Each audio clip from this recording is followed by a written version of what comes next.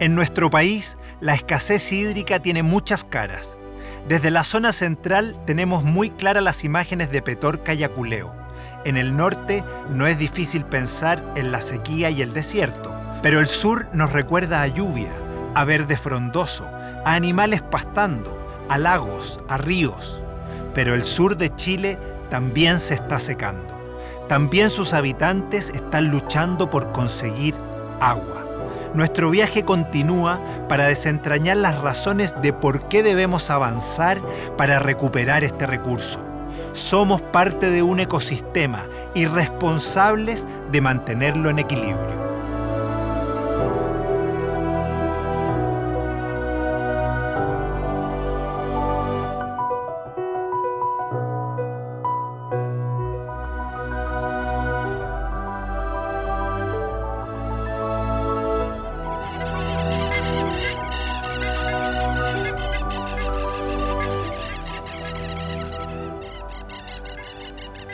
En este capítulo queremos seguir reflexionando sobre la escasez hídrica, esta vez desde el sur de Chile. Estamos en Chiloé y aunque ustedes no lo crean, aquí hay muchas localidades rurales que se están viendo afectadas por esta situación. Incluso hay escasez de este recurso para el consumo humano. Y esto, por supuesto, vuelve a abrir el debate sobre la gestión del agua.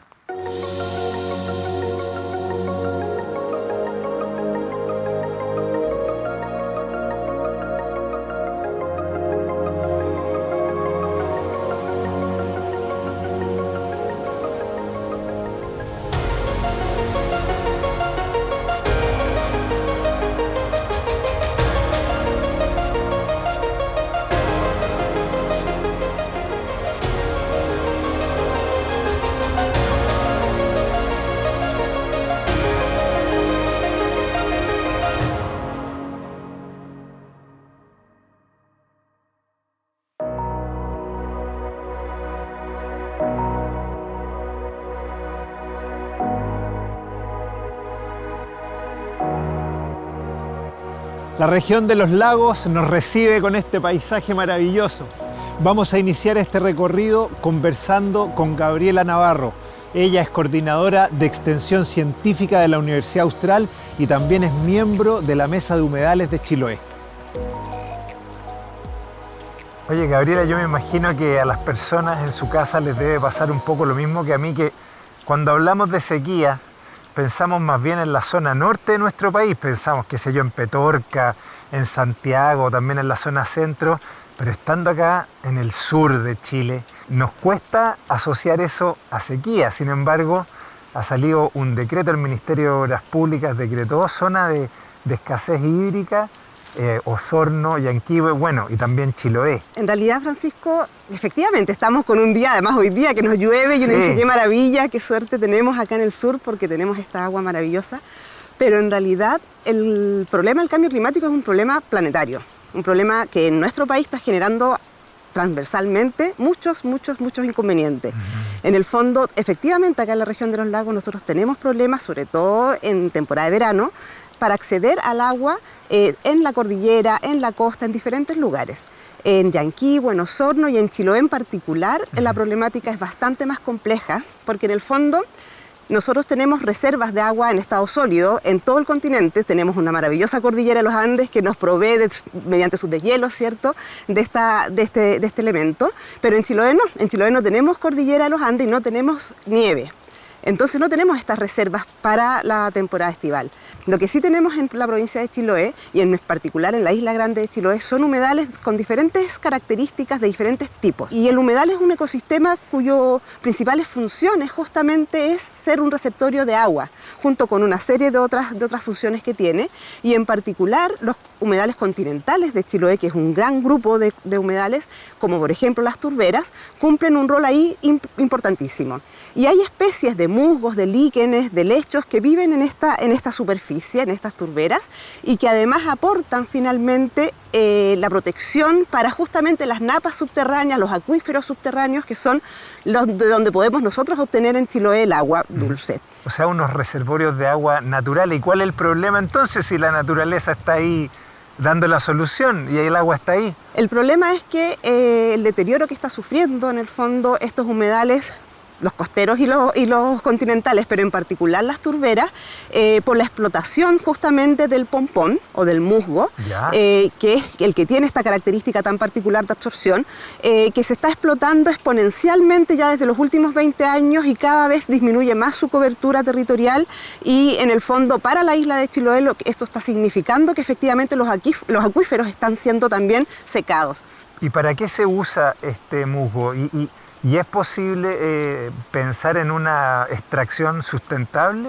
El musgo se usa justamente por este componente de absorción para muchísimos usos, generalmente en la agricultura, como en la parte hortícola, digamos, como sustrato para poder plantar otras especies. En pañales se ocupa como absorbente de algunos productos como petróleo, también se están usando. Se han hecho algunos estudios con respecto a cómo poder generar efectivamente una sustentabilidad en esta producción, pero aún todavía son bastante pocos y tenemos la problemática de la premura en el fondo, ¿no?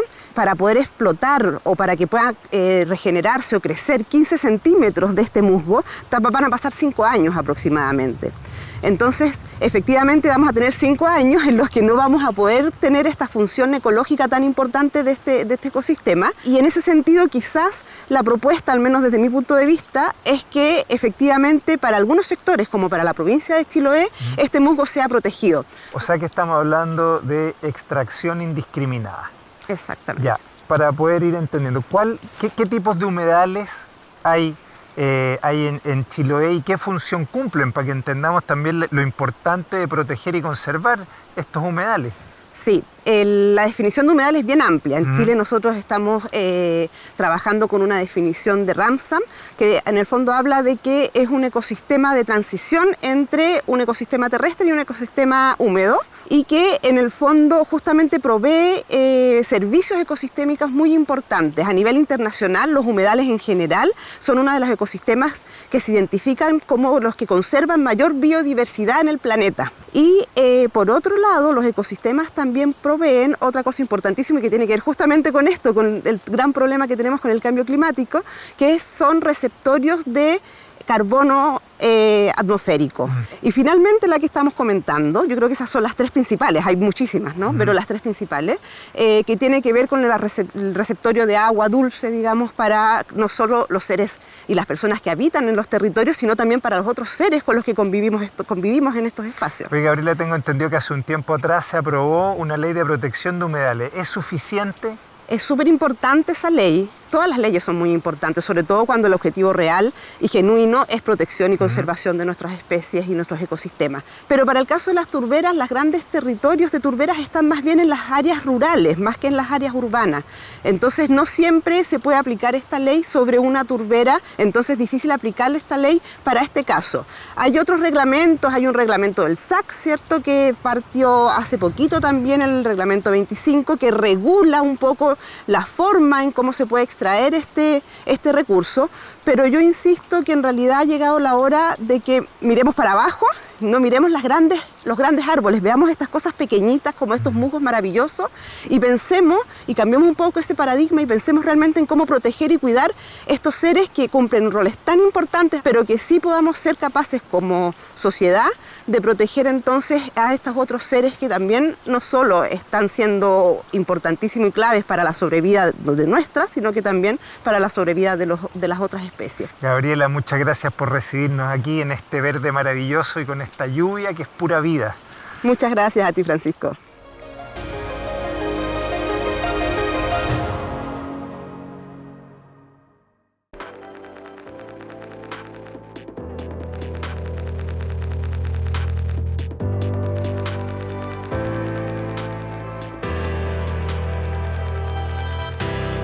Estamos en Ancud, en el archipiélago de Chiloé, y después de la entrevista con Gabriela quisimos venir aquí para profundizar y conversar con sus habitantes y que nos cuenten cómo les está afectando la escasez hídrica en esta zona. Vamos a conocer a Álvaro Montaña, él es geógrafo y además es parte del movimiento Defendamos Chiloé.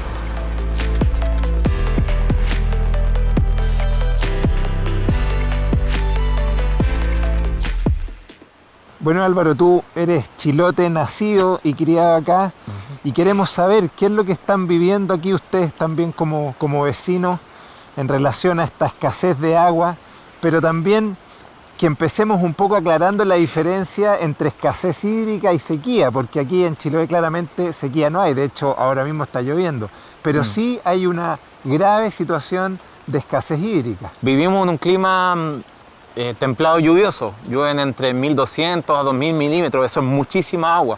Tenemos agua y vamos a seguir teniendo, pero efectivamente durante el verano estamos teniendo una pequeña sequía estival, ¿ya? ¿Qué significa eso? Una disminución respecto al promedio histórico del agua caída. La sequía estival no es en sí el gran problema, sino que la escasez hídrica, ¿ya?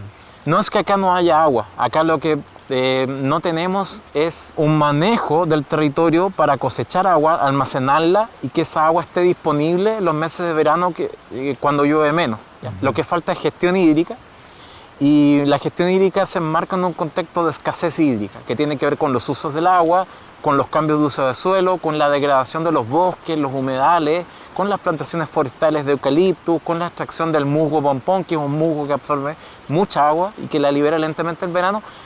Es un problema multifactorial, ¿cierto? Tiene que ver también con la propiedad del agua, los derechos del agua, con la gestión municipal del agua, con la gestión ministerial de los comités de agua potable rural que suministran agua a las poblaciones rurales de Chiloé. Es un problema mucho más amplio, y el problema nuestro en Chiloé es la escasez hídrica. En el fondo, por un lado es tecnología, gestión y recursos, y por otro lado también es una conservación de lo que la naturaleza aquí provee como reservorio de agua, porque aquí también hay soluciones que vienen de la propia naturaleza y que de alguna manera se están perjudicando y no están pudiendo cumplir esa función justamente de entregar agua. Las islas son territorios finitos.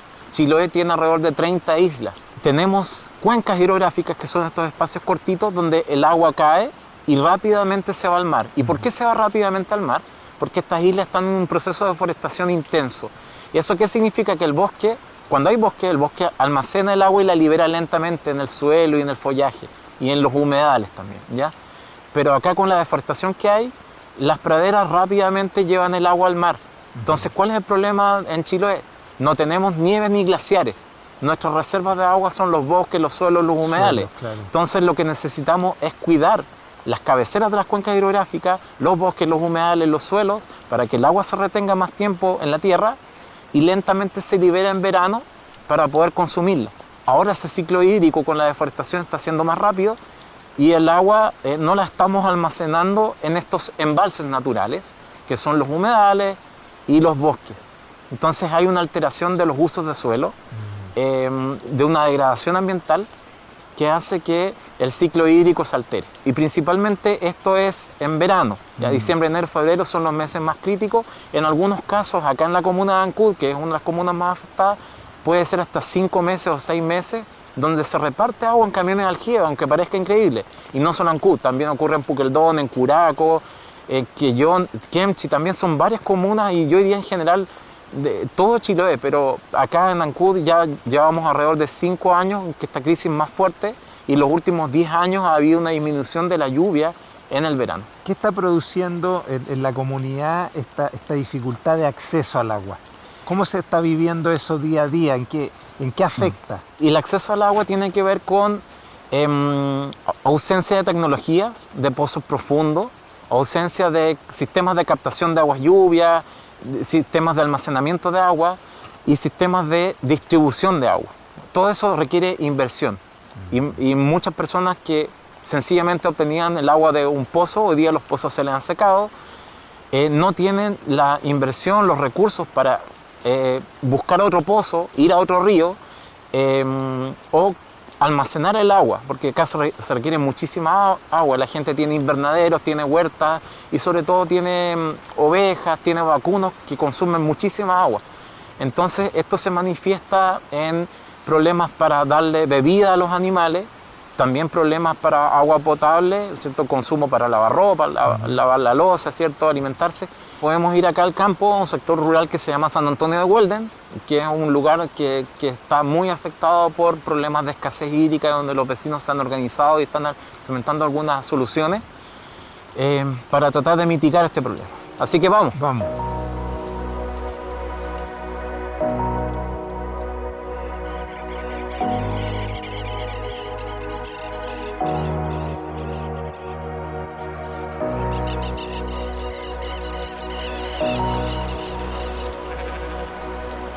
Llueve, vemos todo muy verde, todo mojado, sin embargo aquí en Chiloé hay escasez hídrica. ¿Cómo se lo explicamos al resto del país? El agua que uno consume no es el agua lluvia. Yo no puedo tomar el agua de la lluvia. Si las lluvias tú las analizas hoy en día no es lo de antes, la lluvia viene muy contaminada. Entonces tú tienes que consumir las aguas subterráneas y esas son las que no están. Yo no soy científica, no tengo explicación por qué el pozo que antes, durante años, toda la vida, le sirvió a los abuelos, le sirvió a nuestros padres, hoy en día a nosotros no nos sirve. Los pozos se secan. Al secarse el pozo, que es el lugar donde nosotros extraemos el agua para beber y para vivir, para todos los quehaceres de la casa y sobre todo para los animales, las hortalizas, para los que vivimos en el campo, eso se transforma en que no podemos tener las cosas que antes teníamos. La lluvia cae a la tierra y en vez de en el fondo generarse esta reserva, pasa de largo y los pozos se secan. Exactamente, eso es básicamente lo que nosotros vemos día a día. Hoy día de lluvia, ¿no es cierto?, vemos que las aguas están encima, superficiales. Con 2 o 3 días se va el agua a los ríos y de los ríos se devuelve al mar. Hay deforestación. Hay un tema que hace muchos años atrás intentaron arreglar, no sé por qué, se le ocurrió a un brillante traer eucaliptus a Chiloé. Trajo una sequía tremenda también a los terrenos porque el eucalipto consume mucha agua. Si tú te asustas que una vaca tome 300 litros, el eucalipto toma como 2000. Hay que tener en cuenta que Chiloé no tiene cordillera. Chiloé no tiene cordillera, la única forma de captar el agua en Chiloé es en la época de invierno, ¿no es cierto?, cuando llueve. ¿Y cómo Chiloé hace que se quede el agua en ese lugar? A través, ¿no es cierto?, de nuestros bosques y a través, ¿no es cierto?, de nuestros pomponales, ¿no es cierto?, que son en cierta medida como esponjas, ¿no es cierto?, que retienen el agua. O sea que si no tiene agua en el fondo para poder hacer que esto produzca, usted se queda sin sustento. Sin sustento, justamente. Yo no puedo seguir trabajando porque no tengo agua. No puedo seguir sembrando ni replantando y no puedo vender. Entonces tenemos que tocar la puerta a la municipalidad. Bueno, sí, ¿sabe qué? Le vamos a ir a dejar 1000 litros para una semana. ¿Qué haces tú con 1000 litros una semana en tu casa? Si unos 500 litros los gasta en un día. Yo de verdad lo único que yo me gustaría en este momento es que se agilizaran los trámites para la APR. Porque yo sé que el municipio nos da agua, pero no nos alcanza para todo. Porque hay muchas familias que no tienen agua, que tienen este problema que tenemos nosotros acá. Y aquí los APR para poder postular se demoran una eternidad. Mucho lo que hay que esperar para que te vengan a hacer una APR. De 5 a 10 años, incluso hasta 12 años se demoran los proyectos de APR. APR significa agua potable rural. Son proyectos del MOP, del Ministerio de Obras Públicas, que buscan suministrar agua potable en poblaciones semi-concentradas. Que invirtiendo se puede solucionar el tema hídrico porque tú ves que hay muchas aguas, acá hay un sector de muchos ríos. Gracias a las aguas lluvias aquí tenemos un invierno bonito, pleno de agua, pero no de agua potable, no de agua para consumir para las personas. Bueno, para nosotros como pueblo originario los humedales, los mallines, son significativos. Es parte de nuestra vida, es parte de nuestra búsqueda de alimentación, es parte de nuestra búsqueda, ¿no es cierto?, de sanación por las hierbas que ahí encontramos, ¿no es cierto? Y vemos que eso es afectado, no solamente en la extracción, sino también los impactos que generan algunos proyectos, ¿no es cierto?, también se están generando en la zona. Exponen a los territorios, ¿no es cierto?, a este tipo de daño, sin tomar en cuenta la visión propia de los territorios. Si no tenemos una planificación territorial, no tenemos cómo ordenarnos territorialmente, obviamente que esto va a seguir pasando. Hay que definir los lugares, ¿no es cierto?, que puedan ser, ¿no es cierto?, para agricultura, para ganadería, para bosque nativo, en la protección de nuestros humedales, que no se han intervenido. Para eso se necesita una planificación, un ordenamiento territorial. Un diálogo y una comunicación mucho más efectiva entre las autoridades y los territorios con sus necesidades particulares. Así es, eso es fundamental. En las políticas públicas y la toma de decisiones sea ad hoc a las necesidades de cada territorio. Y como Chile es un país largo y angosto con distintos tipos climáticos, las necesidades sociales, económicas y ecológicas por cada región, por cada cuenca hidrográfica son diferentes y tienen que ir en concordancia.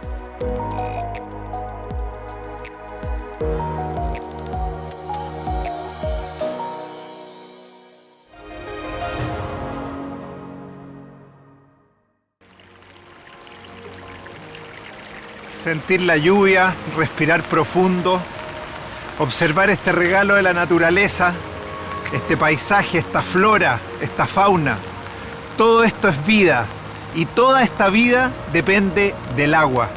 Por eso resulta doloroso conocer la sobreexplotación que están sufriendo estos humedales. Todas las historias que escuchamos hoy día no son ficción, son historias reales, son testimonios que dan cuenta de la amenaza que están sufriendo estos ecosistemas y también, por lo tanto, nuestra especie. Mi esperanza hoy día está en todas aquellas personas que en conciencia están enfrentando esta crisis.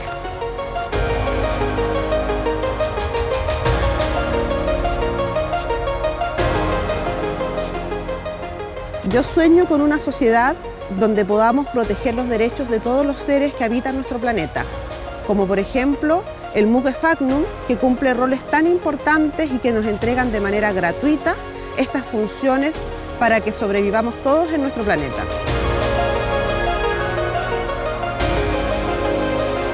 Imagino un Chile que consagra constitucionalmente el derecho a la naturaleza a ser conservada, pero también a ser restaurada.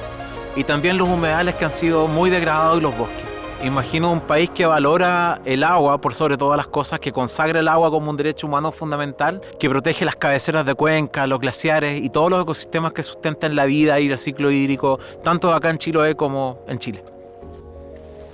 En este capítulo nos queda muy claro que cuidar el agua es una responsabilidad y un compromiso que debemos asumir todos. El agua es un bien común.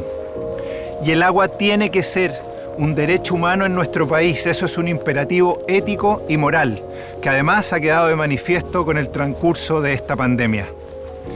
En esta segunda temporada de Cuarta Revolución quisimos abordar temas sensibles y relevantes con el propósito de colaborar al despertar de nuestra conciencia y también con el propósito de entregarles información de primera fuente de personas que están trabajando desde distintos ámbitos y desde distintas disciplinas para que comencemos a coexistir de una manera más armónica con nuestro medio ambiente.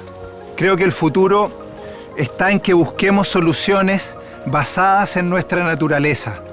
Creo que ahí están las respuestas para la adaptación y resiliencia de nuestra sociedad y de nuestro planeta. A nombre de todo el equipo, les quiero dar las gracias por habernos acompañado y también los quiero invitar desde ya para que nos encontremos en la tercera temporada, porque todas y todos somos la Cuarta Revolución.